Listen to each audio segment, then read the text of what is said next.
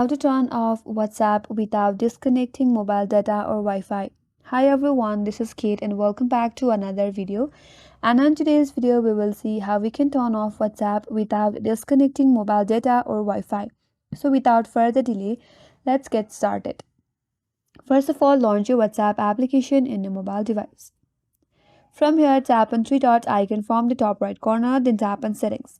Once you're here, scroll down a bit and tap on Stories and Data. So under Storage and Data, there you'll have in Proxy features, tap on it, which is turned off here. From here, tap on Set Up Proxy. Now, on the proxy host, you have to type in 1.1.1.1 and you can leave chat port and media port as default. Once done, tap on the green button that says tick mark on your interface. Once it's on, you can go back.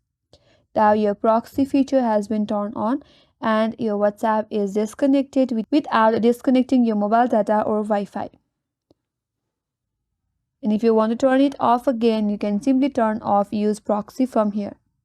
So that's all for this video. Hope this video was helpful, and if you are new to our channel, consider subscribing. Thank you for watching and stay tuned for more videos.